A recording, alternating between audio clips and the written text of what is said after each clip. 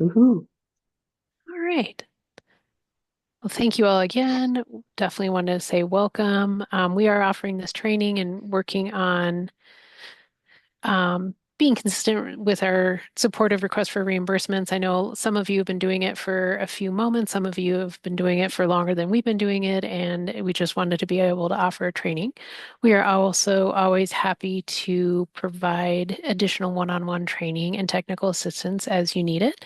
And definitely feel free to ask questions. You can raise your hand and ask them out loud, or you can pop them in the chat, or if you think of them later. You can also send us the questions as well, and we'll adapt our trainings as we keep growing and learning. Right. All right. So the first question that I often have is when to submit. Um, so if you are receiving over $100,000 a year in CSBG funds, uh, we need a monthly request for reimbursement. Um, if you are receiving less than $100,000, you are welcome to submit quarterly. Although if you would like to submit monthly, that is perfectly fine and completely welcome. Um, and then desk monitorings happen for everyone in September and March, except in some cases, low risk entities only have to do them in September, which is a little bonus for being on top on the ball. Um, does anybody have any questions on that? All right, cool. I like to think it's pretty straightforward. All right, so quickly, the purpose of RFRs and desk monitorings, I think of them as split into allowability and allocability. Tell me if I'm saying it wrong. Allowability being, are all of your proposed expenses allowable both under your contract and CSB statute? And then allocability is, are all the charges able to be allocated to those allowable expenses? Reason I mention that is because requests for reimbursements, which will be more often, are primarily concerned with allowability. So we just want to be sure all your expenses are within the bounds of CSBG statute in your contract.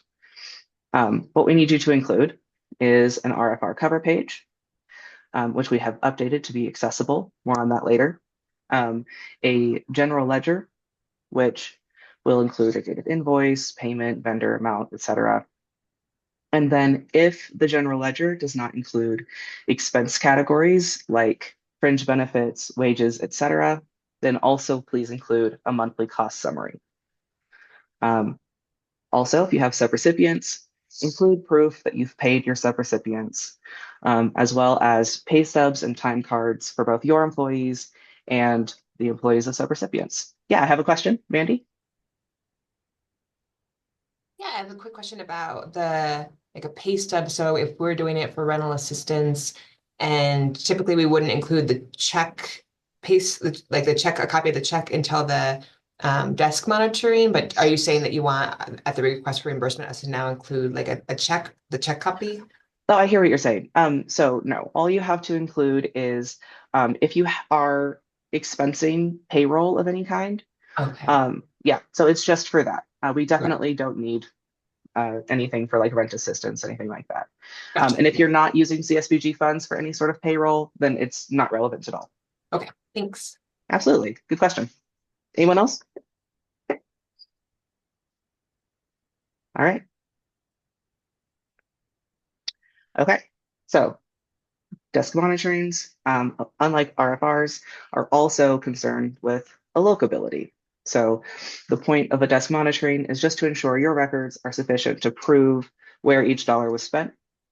It's going to be just like an RFR, but in desk monitorings, please include receipts. What not to include? A big one is leases. They are very difficult for you to redact, and they are also lengthy.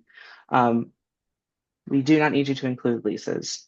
Um, Program forms, if you do include program forms, again, just be extra careful to redact those for personally identifiable information. We'll go over that in a second. Um, We don't need client intake forms or income eligibility forms, although please include all of those in your filing system whenever we come for monitoring visits. Those are the kinds of things that we will be looking for. So they're part of your complete files, but we don't need them for RFRs or desk monitorings. I know that's a lot. Any questions? Y'all are quick. I'll give you that. Okay. So quickly about PII, or personally identifiable information. Um, this is any information that can lead someone to identify who has received the benefit. So that is obviously first names, last names. Addresses are a big one. Obviously, anything like a social security number. I will say I've never had someone give me an unredacted social. Y'all are pretty good about that. But those are the kinds of things to be looking out for. A common place that people forget there might be PII is going to be in notes, especially in expense notes. So double check those areas because I would say that's the number one reason I'm sending back RFRs. One question that does come up on PII, redacting the client PII is important. Technically, staff information does not need to be redacted. Um, so do with that as you may. And the client one is what we're looking for a redaction on. Definitely. On a similar note, if you have a name that might be a vendor or might be a client. So, for example, if you're doing rental assistance and you have a note that the rental assistance went to Jane Doe, it's difficult for me to tell whether Jane Doe is the landlord or is the client. So, including a note in there will really be helpful for me, just so I can make sure all of the client information has been redacted.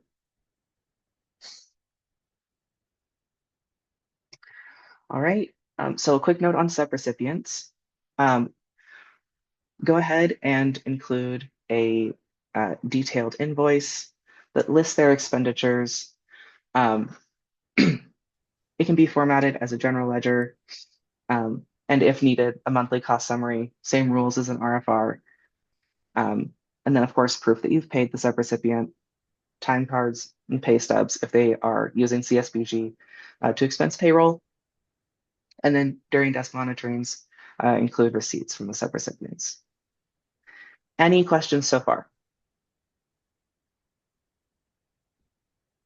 Y'all are brilliant. All right, I'm going to hand it off to Becky. Thank you, Harold. I appreciate that. Um, we will get this PowerPoint slides and the recording posted on our website, and the links are active. And the last page has all the links on one page for you. We wanted to just go through our CSBG request for reimbursement form that, as Harold mentioned, we have updated it so it is more accessible per Colorado state um, requirements. And when you click the link on the CSBG website, it will download it as an Excel document, and opening it up as Excel will help the functionality of it. One of the first things I remind myself is click that enable editing button. That will save you some headaches in doing that. And so on this form, the different sections that we will go through, most of you have used it. It's still pretty much the same, but it's the grantee organization. That's your name as an eligible entity, your project number, your payment or request number. If you're not sure what number you're on, you can always check in the grants portal at your last submission, and then it's numerically one more than that. I have noticed on the $0 RFRs, it does not assign them a number. Just so you're aware of that, if you're like, I'm on number 8 and the portal says I'm on number 5, it might be the $0 RFRs. The final payment is where you would say yes or no. Using final payment is going to happen at the end of a contract. So you about every 3 years or so versus just the end of a fiscal year. Then the reporting period is the dates. These are generally your month that you're submitting for or your quarter. So it might be like 12/1 to 12/31 or 10/1 to 12/31. And then your service dates are going to be inclusive of the dates that the services are covered. And so wages and benefits, service dates are going to be what was actually worked versus just the date they were paid. And then most everything else, like rent, utilities, client services, rental assistance, food purchases, are going to be the date of the invoice or the date that they were paid. It's the working time frame that might change your service dates a little bit. So sometimes service dates match reporting dates, oftentimes they are very different. The next section there, the indirect expenses are for indirect expenses that you have, and then direct expenses for you as the eligible entity. Indirect costs, it could be the de minimis rate, federally negotiated rate, what your indirect is per your cost allocation plans. And some people include the subrecipient indirect in that total there, and some do not. As long as you're not counting subrecipients indirect monies twice, either format is acceptable. It just depends on how you are budgeting those indirect costs and how you have your agreement set up with your subrecipients. The next part right there is listing any subrecipients that you have. So you could list the entity and then the amount for this RFR, request for reimbursement, RFR, and the total will add up there in that little bottom part. So total amount requested, and that will include the indirects, directs, and subrecipient costs. Harold is kind of demonstrating it. Thank you very much. The section 8 is going to be budget lines, and it should match how the budget lines are listed in the portal. Each contract is about a 3-year cycle, and so you're going to have multiple budget lines on that. And if you do have discretionary, you might have like several potential budget lines to choose from. And just kind of matching how it looks, there's an example there. And then if it's a single budget line, just that one line, or if it's a couple of them, and when the totals from section 7 matches the totals that you've put per budget lines, it'll be green. If there's a mismatch, that box will turn red, and you're like, oh, I must have, forgot to add a budget line in there, or I threw in an extra $5 million for my Porsche collection, whatever that might be going on there. The next section down is the total contract amounts. 9A will fill in from section 7. 9B and 9C, you're going to pull from your um, portal, the grants portal in that one. And there's an example of it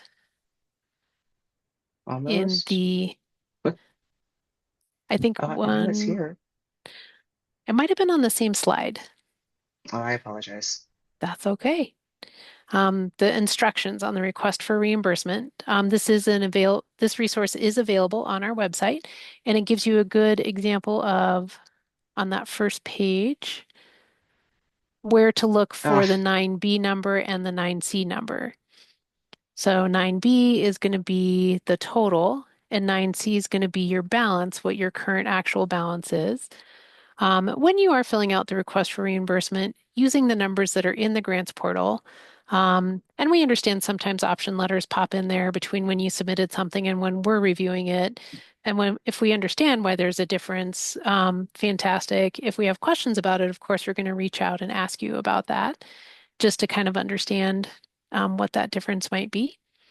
And then the last section on that request is going to be the signature, and that can end up being like a signature through Adobe or a stamp, or you can print it out and sign it. And the very last part, the print title, name, title, and date. Any questions about all the fun sections on a request for reimbursement form? I would like to give one note, which is in order to make the form accessible, we are not using merge cells, which means when you click on any given line that's long, you need to click into column A. That's how you'll be able to access it.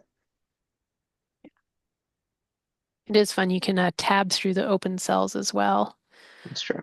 Yeah. Ooh, while we're on this form, would you like to demonstrate, Harold, Hmm. how to insert a row? I would love to demonstrate how to insert a row.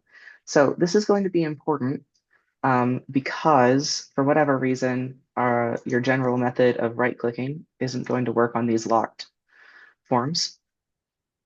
So what you're going to do is come up here to this little tiny caret, and we have this in the slides as well, so you can review it later. Come up to the caret, down to more commands. That'll bring you to something that looks like this. Um, it may be that you have to click on Quick Access Toolbar. Then you're going to come down and find not insert cells, insert sheet columns. Rows.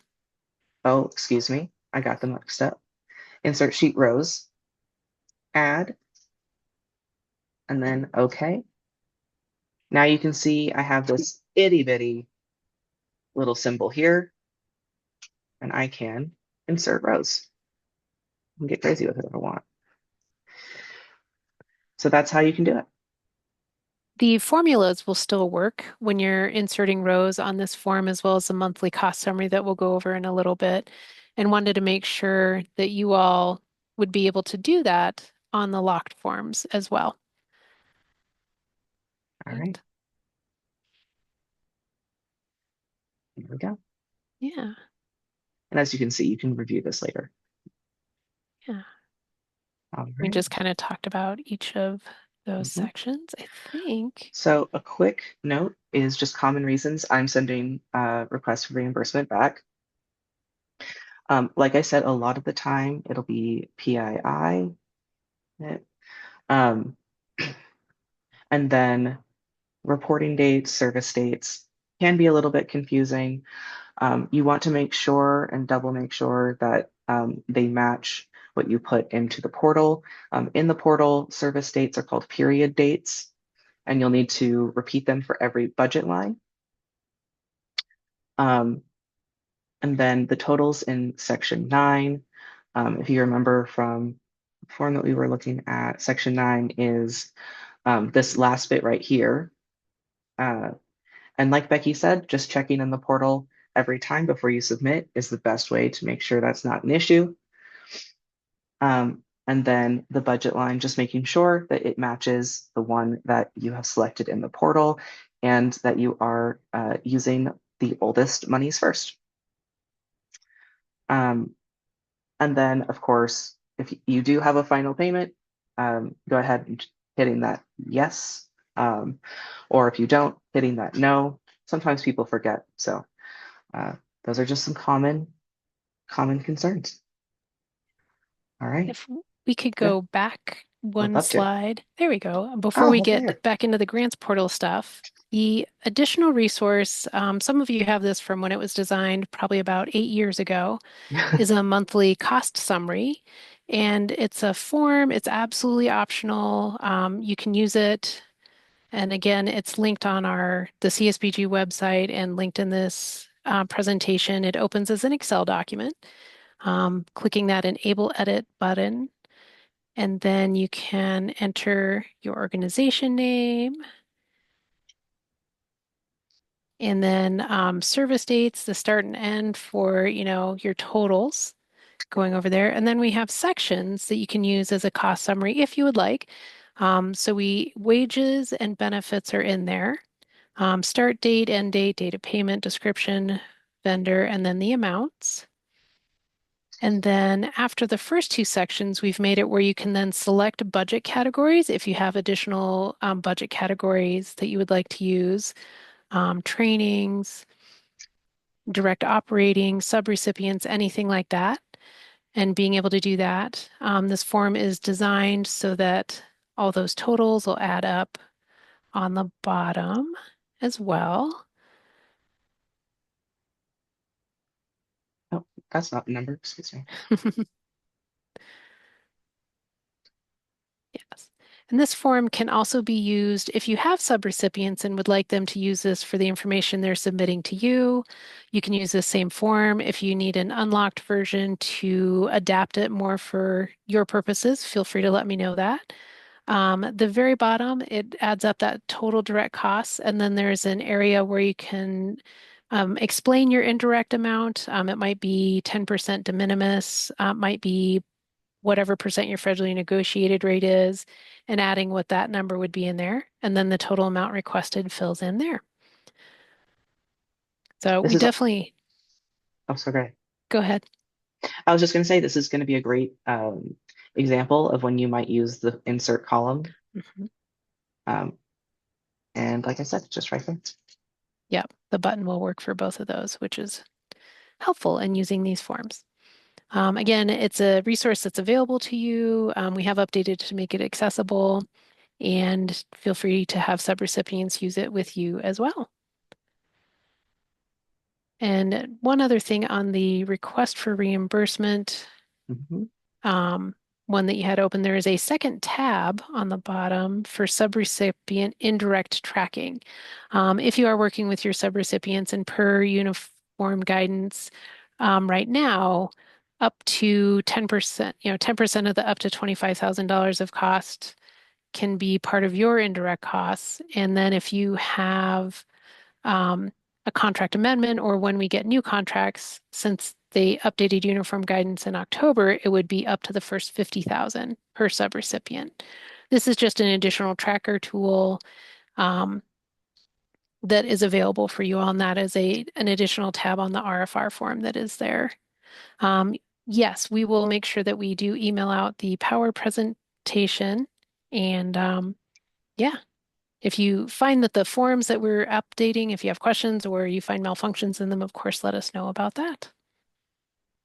Any other questions at the moment?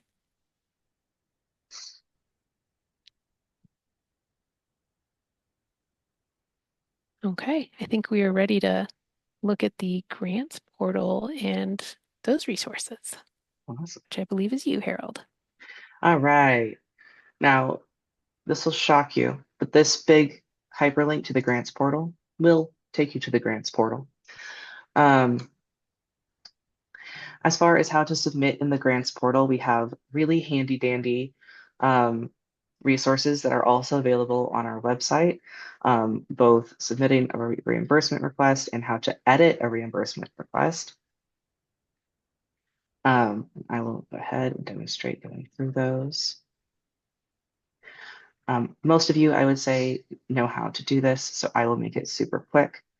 Um, to get there, apply a manage grant and a sign in, get into your project, the financial tab,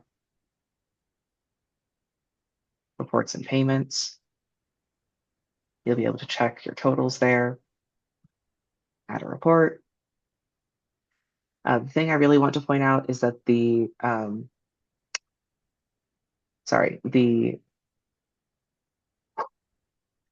service date, thank you, lost a word. The service dates will be called the period dates um, in the portal. If you have more than one budget line that you are pulling from, you will fill one out just for one budget line and then fill another out for the next budget line. It will make you add supporting documentation each time. You are more than free to upload the same document both times. And then of course you'll hit submit report, and that's that. On editing reimbursement requests, the one thing I want to quickly mention is you get to it just the same way. If especially there is PII, personally identifiable information, you will need to click into each budget line to delete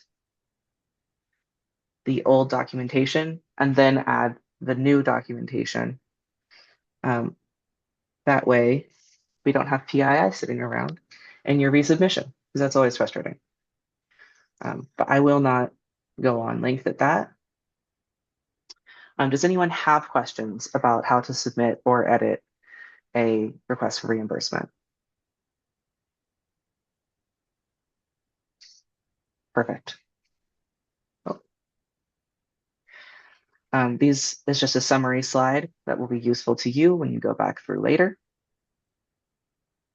All right. Do we have any general questions? I do. Okay. I was trying to edit the form Mhm. to add and insert the row, and it's giving me a message that it doesn't allow me to do it. Okay, interesting. Um, It seems to only do it if you add that shortcut button to your toolbar, versus the typical right click to add a row. If it's still being extra stubborn, I would close that document and try downloading it again. Hopefully the shortcut steps that Harold walked through and we have summarized on one of the slides will allow that shortcut button for inserting a row. Yeah, I did that exactly how okay. he showed, but it's not working. Hmm. Okay. Okay. And then I guess you've also enabled editing. Yes. Okay, just had to make sure. In that case, I'm not sure. We'll have to troubleshoot it in just a second. Okay. Anybody else?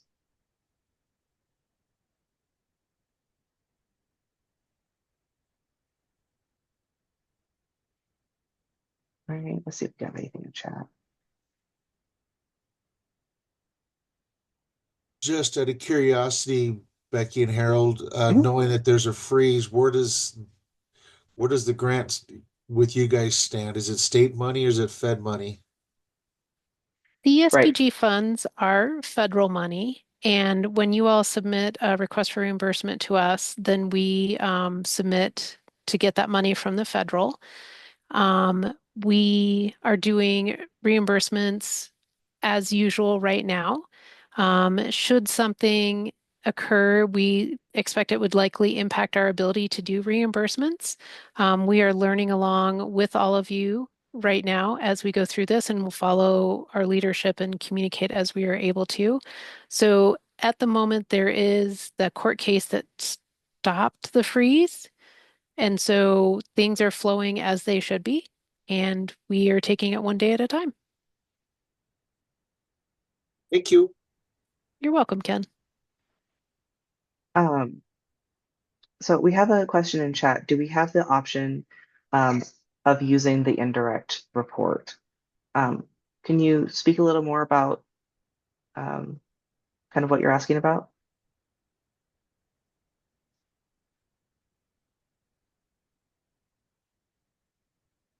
Oh, the second tab. Yeah, absolutely. You can certainly use the um, any of all of the resources that we've provided. You're more than welcome to use. And using that second tab could be for your internal tracking if you want to use it and include it on the documents you submit with your RFR, that is welcome as well. Great questions.